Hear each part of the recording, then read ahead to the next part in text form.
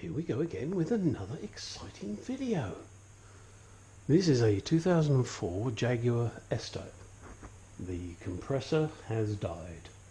I took pressure readings. It read 100 psi on both high and low with the compressor running and with the compressor not running.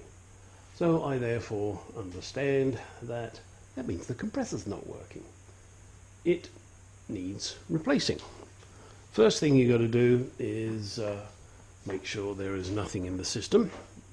The low port, believe it or not, is there in the wheel arch. Well, just behind the wheel arch to be correct. What a dumbass place to put the low pressure port. High pressure is up there, just under the hood. Compressor is there. Hard to see. There. See? That's it there. That's the compressor. And also to replace the condenser. Now, hopefully you can see up here. These are the pipes that have to be undone. The one up here, again, hopefully you can see, this one won't come off. So you have to take the bolt out here. This bolt has to come out in order for you to get this out.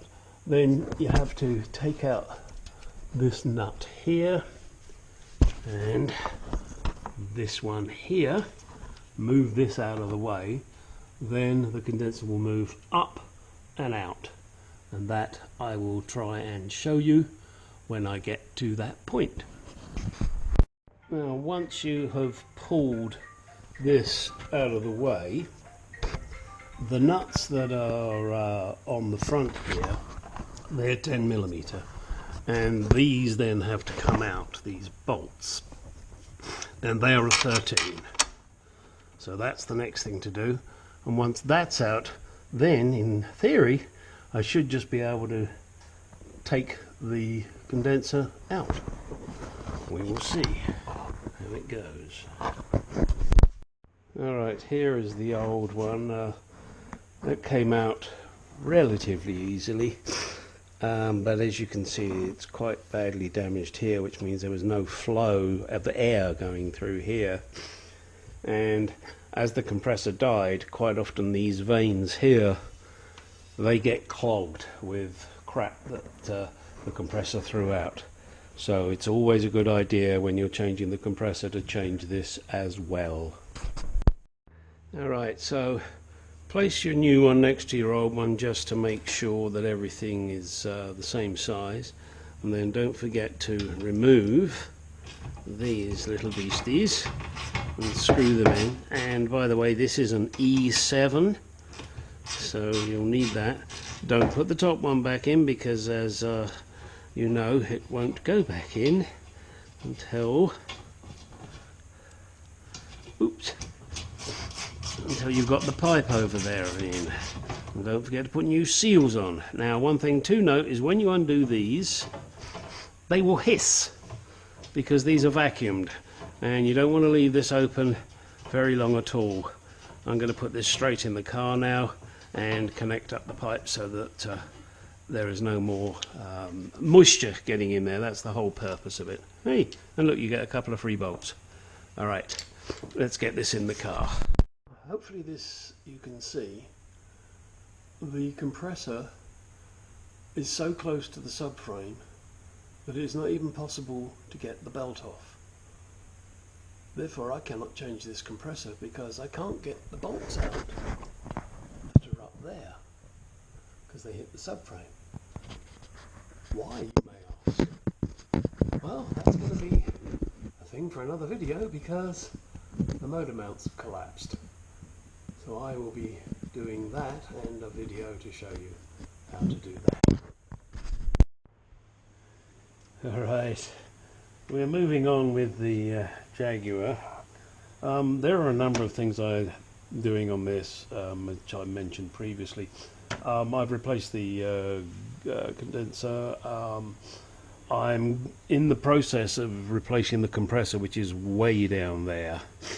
The only way I can see to get this compressor out is to remove the steering pump. Fortunately, I do have to change the steering fluid anyway, and that really is fortunate because that's the colour of the steering fluid, coffee coloured, which to me is oil and water mix. The only place I know that could probably happen is in the radiator, but the coolant in the radiator seems to be okay, which is rather odd. However, in order to get the steering pump out, which is there, this has to come out. Why? Just to get everything out of the way. The airbox, as you can see, has been removed, and the tube that feeds it.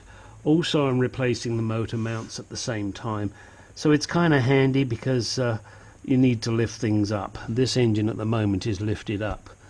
It's pushed way up in the air underneath by my hydraulic jack. At the moment I'm in the process of getting the steering pump out. I may have to remove this hose, I sincerely hope not.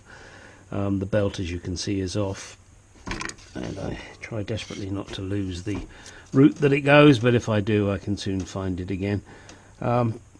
So really that is it for the moment. My next phase is to, as I said, take that steering pump off, and that looks like that's going to be real fun. I'm not looking forward to that. Let me get a light a second. Where is my light? Let's see. Well, maybe it might not be too bad, but I guess we'll see. I hope the tensioner doesn't have to come out with it.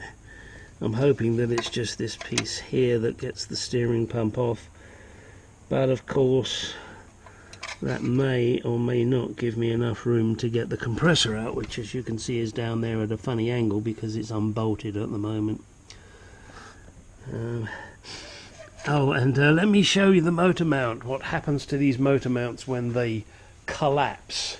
And they do collapse, particularly the one on the left side, in other words the driver's side in the good old US of A, because when the torque of the engine twists, that's the one that takes the beating. This is it here, this is the old one, and what happens is this cone splits. Whap! That should be one piece, and that in there should be full of fluid. As you can see, it has torn apart. So I've got my customer to go and buy 2 new ones from Jaguar.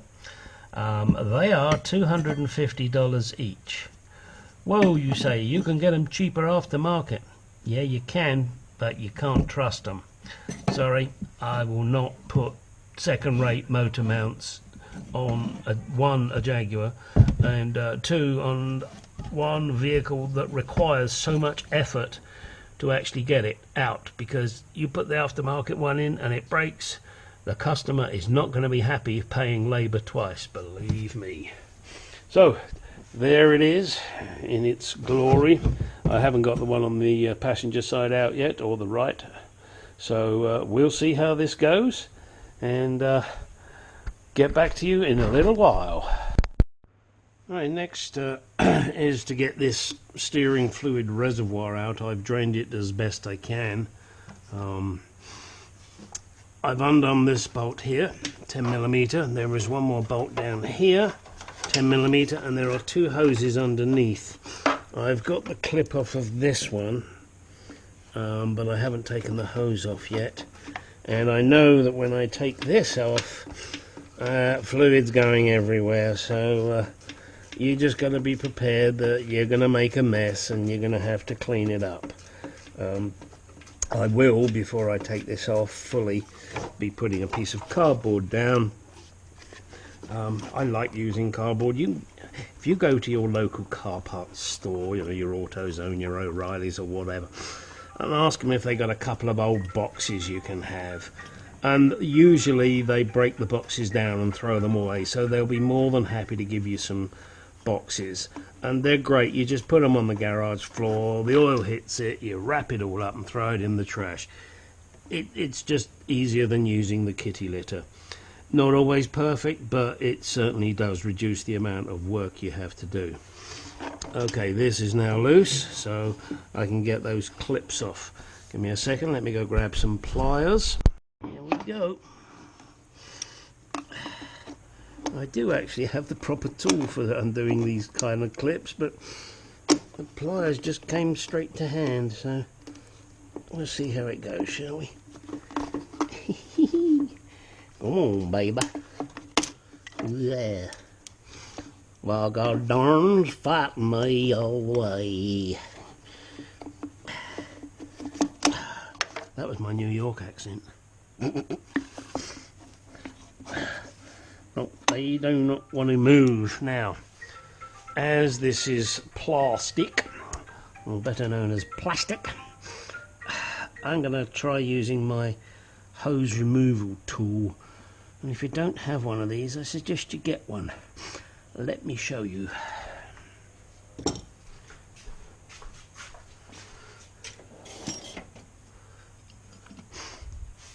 This is it, Mr. Little Spiky.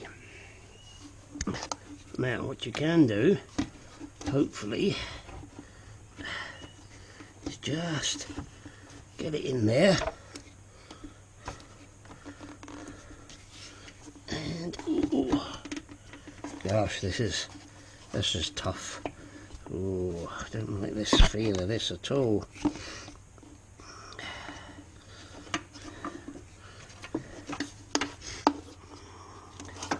Let's try it back here. There you go. Oops.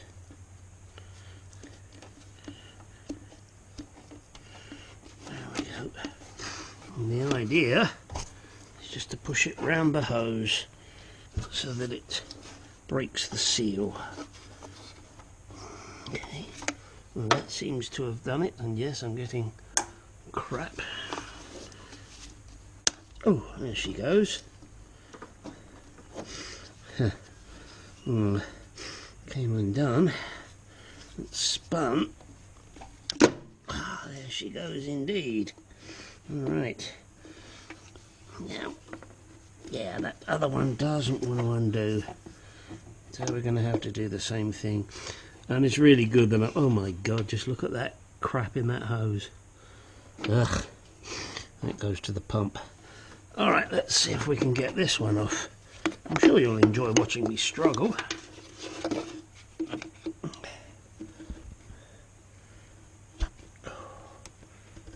Yeah, right there. Oh, I hope we're not looking at buying new hoses. I hate having to do that to customers. Oh, well, I'm sorry I discovered this. I'm sorry I discovered that. They never believe you. Damn it, this car's old. Oh, she's coming off. She's coming off. She's breaking up. She's breaking up. What's that from? Ha ha ha ha.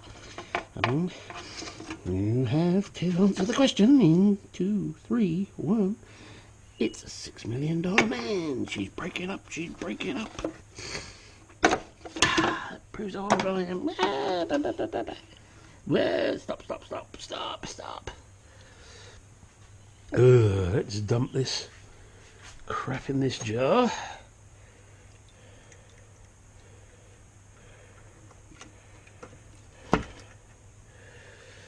Alright. Yeah. Actually, this is quite clean for me. Alright. So, now I'm going to try and suck some more out of there. And one thing you guys... I know I keep making recommendations to you and you can ignore them. It's just thoughts and ideas that I have. This, I got this on eBay. I think I bought like 6 of them. They're great for doing this kind of thing.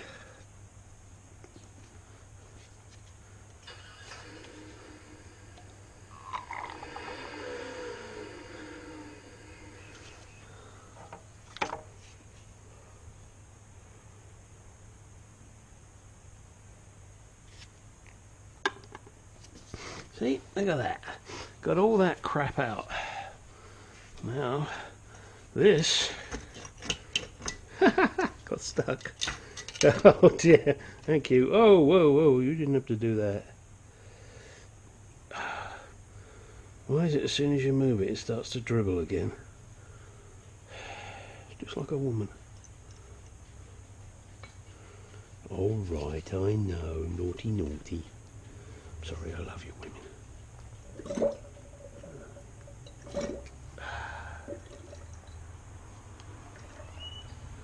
Let's leave that in there for the moment and let me get this to my parts washer.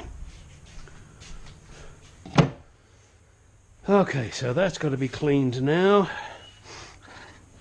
Now,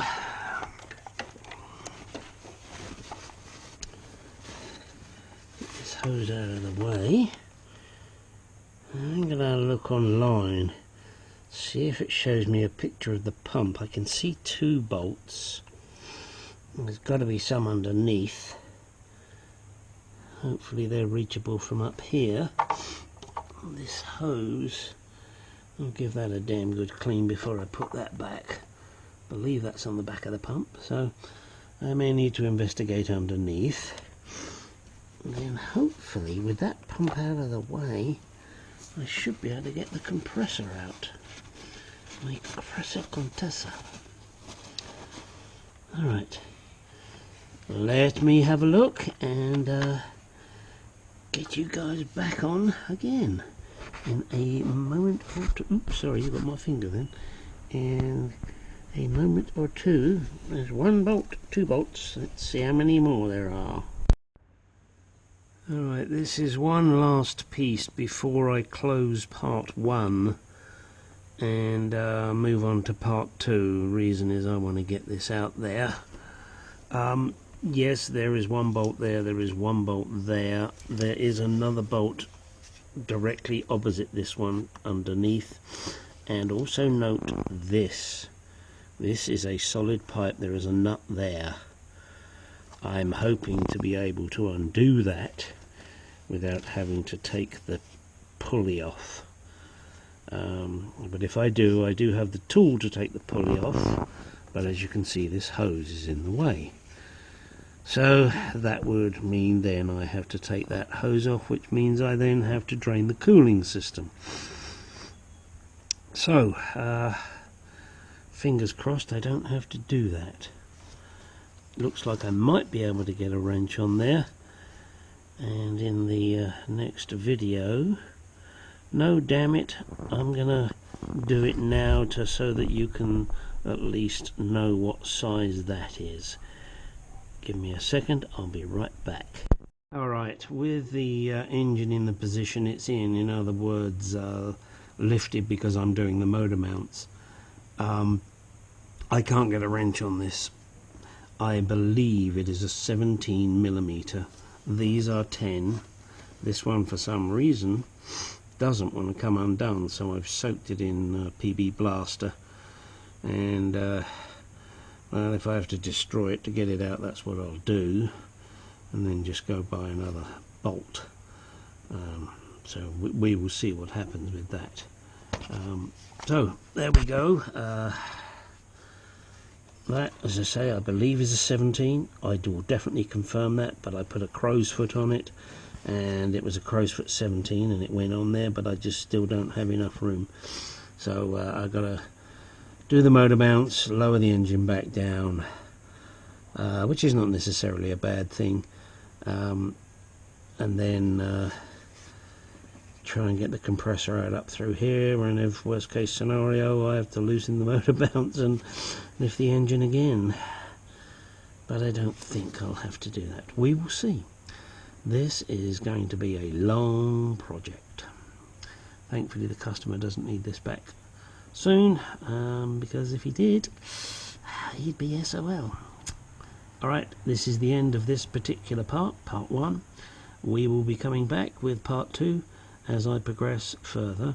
I will start recording some motor mount stuff, just so that you have an idea what I had to do to get the motor mounts replaced. And do note, you do have to lift the engine to get them